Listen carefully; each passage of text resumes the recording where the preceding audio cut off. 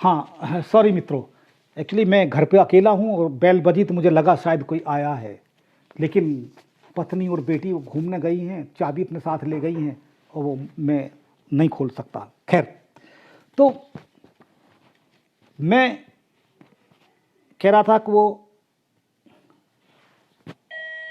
जयंत परिवार की इस कविता के संदर्भ में इसी तरह से जब हम राष्ट्रीयता की बात करते हैं, ये जो जाति की राष्ट्रीयता है या जो संप्रदाय की जो राष्ट्रीयता है, जो हमारी सोच है, जो राष्ट्रीयता का निर्माण नहीं होने दे रही है, ये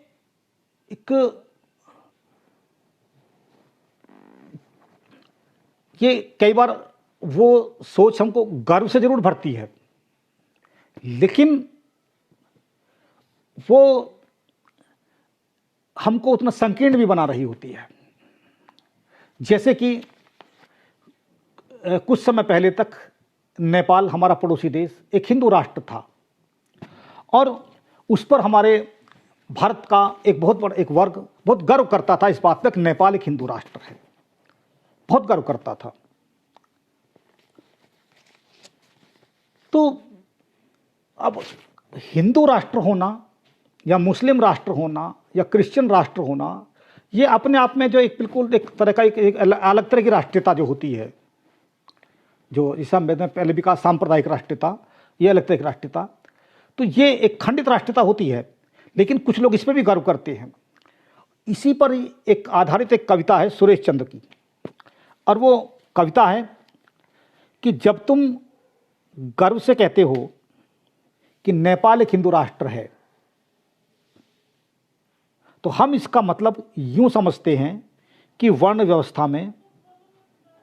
व्यवस्था के दलदल में धंसा, छुआछूत, भेदभाव, असमानता के सीवर में प्रवाहित, बदबू छोड़ता वही हिंदू समाज जैसे भारत। यानी कि ये हिंदू राष्ट्रवाद तब तक गर्व की चीज नहीं हो सकती जब तक कि हम हिंदू समाज अपने अंदर से जाति और वर्ण की दीवारों को मिटाकर वो अपने आप में समतामूलक नहीं बन जाता, जब तक वो अपने आप में मानवीय नहीं बन जाता, जब तक उसके अंदर वो चीज़ें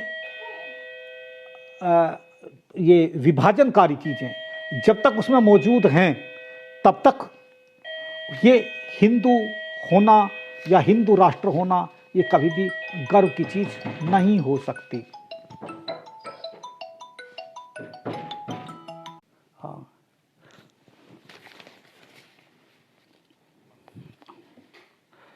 तो वो सुरेश चंद्र जो अपनी कविता में कहते हैं कि ये जब हम हिंदू राष्ट्र कहते हैं नेपाल को, तो हम उसी तरह का बिल्कुल अपने आप को पाते हैं, देखते हैं, बिल्कुल सड़ी गली व्यवस्था, बिल्कुल वर्णवाद के छुआछूत के दलदल में धंसी हुई, बिल्कुल भारत की तरह, जहाँ एक तरफ पूंजीपति जमींदारों और पंडे पुरोहितों की ऐशगाह है और दूसरी तरफ मेहनतकश, अछूत और शूद्र जातियों को जो नसीब होती है कंकरीली पथरीली राहें। तो ये जो एक राष्ट्रीयता है, दलित साहित्य, दलित कवि उस तरह की राष्ट्रीयता को नकारता है और वो चाहता है कि ऐसी राष्ट्रीयता का निर्माण हो जो मानवता पर आधारित हो, मनुष्यता पर आधारित हो और एक जो एक नागरिक समाज जो होता है वो नागरिक समाज पर आधारित हो, और जो मनुष्य है वो एक नागरिक बन के निकले, वो भक्तों की भीड़ नहीं, वो नागरिक होना समाज बने। और इसीलिए C.B. भारती की एक कविता है, वो अपनी कविता में कहते हैं कि आओ हम सब उठा लें कुदाली, फावड़े और कलम और दफना दें गहरे इस जातिवादी वर्णवादी व्यवस्था को, जिससे फिर जन्म ले सके आदमी, केवल आदमी, मुकम्मल आदमी। ये जो चाह है आदमी की, आदमियत की, एक मुकम्मल आदमी की चाह, ये दलित कविता है कि जब एक आदमी पैदा होगा, आदमी बन के जिएगा, आदमी बन के रहेगा और उसके अंदर उन्हीं मूल्यों का संचार होगा, तो वो जो राष्ट्रीयता का, जो राष्ट्र के प्रति उसका जो लगाव होगा, और चूंकि जो समाज बनेगा फिर वो हम की फीलिंग उसका आएगी। जब सब लोग आदमी बनकर रहेंगे तो एक दूसरे से जुड़ेंगे, कोई एक दूसरे को ऊंचा नीचा नहीं समझेगा, कोई किसी का शोषण उस तरह का नहीं करेगा, और सब मिलजुल करके राष्ट्र का, अपना समाज का, राष्ट्र का उत्थान और विकास करेंगे। लेकिन इसलिए वो असमानता के जहाँ भी जितने रूप हैं, दलित साहित्य उन पर प्रहार करता है, उनका प्रतिकार करता है, और जाति पर तो सबसे ज़्यादा। और जैसा मैंने शुरू में ही कहा कि चाहे रविदास ने शालीन भाषा में कहा, कबीर ने अपनी भाषा में कहा, फटकारने वाली में, तो उन्होंने बहुत ही एक सशक्त भाषा तरीके से उन्होंने जाति का प्रतिकार किया। जैसे रैदास ही कहते थे कि जात जात में जात है, ज्यों केलन में पात, और रविदास न मानुष जुड़ सकें जब लो जात न जात। तो जब तक जाति नहीं जाएगी तब तक मनुष्य आपस में नहीं जुड़ेंगे, और जब तक मनुष्य नहीं जुड़ेंगे तब तक हम एक समाज नहीं बनेंगे, तब तक हम एक राष्ट्र नहीं बनेंगे। इसलिए राष्ट्रीयता का निर्माण करना है तो जाति को तोड़ना, खंडित करना बहुत ज़रूरी है, उस सोच को तोड़ना बहुत ज़रूरी है। और दूसरा जो राष्ट्रीयता के निर्माण में एक इतिहास बोध भी बहुत काम करता है, कि हम कई बार अपनी परंपराओं को, इतिहास को, उसके आधार पे राष्ट्रीयता को देखते हैं, उसको आंकने की कोशिश करते हैं, उसके निर्माण की कोशिश करते हैं, और उसकी अवधारणा का, राष्ट्रीयता की अवधारणा का विकास भी हम अपने इतिहास और उसकी अपनी परंपराओं के आधार पर करने की कोशिश करते हैं। लेकिन दलित जो कवि है, दलित साहित्य है, उसका इतिहास बोध है वो बिल्कुल अलग है।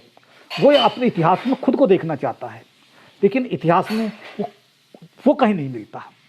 बाकी सब मिलता है इतिहास में, लेकिन वो नहीं मिलता। कर्मानंद आर्य की एक कविता है, किताबें नफरत सिखाती हैं, कविता का शीर्षक है।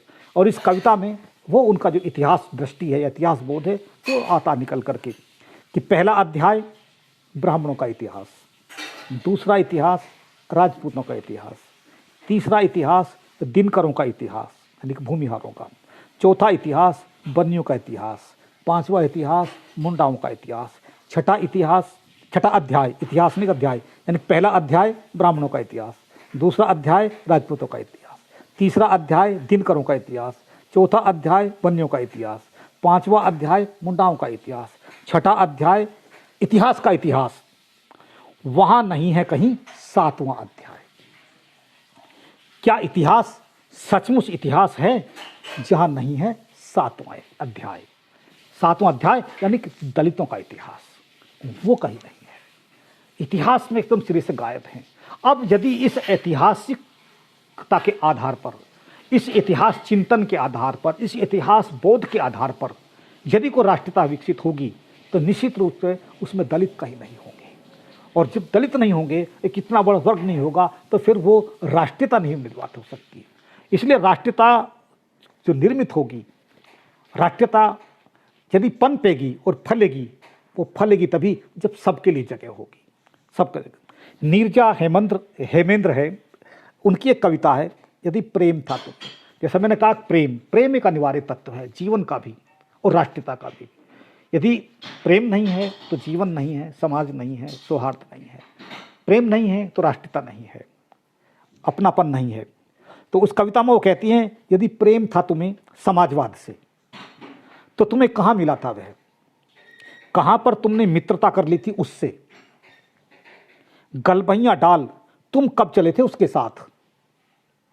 तुम्हारे द्वारा बनाई गई जातिवादी, भाषावादी, नस्लवादी सीमाओं पर खड़ा वह लगाता है अट्टहास, करता है परिहास तुम्हारा समाजवाद अपने मित्र फांसीवाद से। यानी कि ये छद्म समाजवादियों से प्रश्न है, और ये उन्हीं को चुनौती भी है कि जो समाजवाद का एक मूल्य जो हमारे संविधान ने भी दिया और हमने स्वीकार किया कि हम एक समाजवादी गणराज्य होंगे, ये हमारी राष्ट्रीयता का आधार है, तो कहते हैं कि समाजवाद कहाँ है, तुमने कब अपनाया उस समाजवाद को, जहाँ की एक शोषण चल रहा है, जहाँ इतना बड़ा आर्थिक आधार पर इतना शोषण है, असमानताएं हैं, जहाँ सामाजिक इतने की असमानताएं हैं, शोषण है, दमन है, अस्पृश्यता है, उनके रहते समाजवाद कैसे पनपेगा।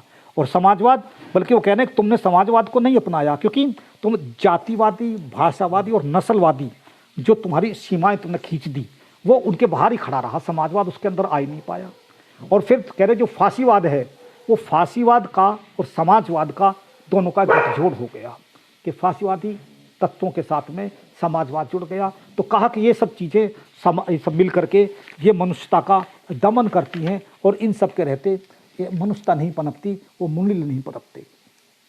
तो मित्रों, मैं अधिक विस्तार में नहीं जा रहा हूँ कि टाइम काफ़ी होता चला जा रहा है। तो जो राष्ट्रीयता की जो शर्त होती हैं वो शर्त, जैसा अभी हमने कहा कि एक नागरिक समाज होना चाहिए और उसमें समाज हो पहले ज़रूरी है, समाज के लिए समानता ज़रूरी है। और वो जो समानता जो आएगी जिसकी अब ज़रूरत भी है और जिसका हमारे पास एक आधार भी है कि संविधान है, कि संविधान ने सबको, प्रत्येक नागरिक को समान माना है, नागरिकता का अधिकार दिया है। तो संविधान के रास्ते पर हम चलेंगे तभी उसका ही, हमें संविधान के जो मूल्य हैं हम उनको अपनाना पड़ेगा। और संविधान के जो मूल्य हैं वही हैं समाजवाद है, लोकतंत्र है, धर्मनिरपेक्षता है, वे मूल्य हैं वो बचे रहेंगे, वो उनका आगे वो बढ़ेंगे तो समाज रहेगा। और यदि वो मूल्य खत्म हो जाएंगे तो समाज नहीं चलेगा। तो जाति मुक्त समाज चाहिए, वर्ण जाति का उन्मूलन हो, इनका प्रतिकार हो जितना तेजी के साथ हो सकता है। आर्थिक शोषण है, आर्थिक असमानताएं हैं, उनका प्रतिकार हो। और घृणा, उपेक्षा, अपमान, अस्पृश्यता, जो इस तरह की जो भी चीज़ें हैं, ये इन सब का प्रतिकार हो। जब इन सब का प्रतिकार हो और ये सब चीज़ें बने, जब वर्ग विहीन और जाति विहीन एक समाज बने, समता मूलक एक समाज बने, तब वो समाज राष्ट्र का निर्माण कर सकता है। और वो जो राष्ट्रीयता जो होगी वो सही मायनों में वो एक मानवीय एक समाज, एक राष्ट्रीयता होगी, राज्य राष्ट्रवाद जिसे हम कहते हैं राष्ट्रीयता, वो एक सच्ची राष्ट्रीयता होगी जिसमें मनुष्य होगा और सारा कुछ मनुष्य के लिए होगा, नागरिकों के लिए होगा।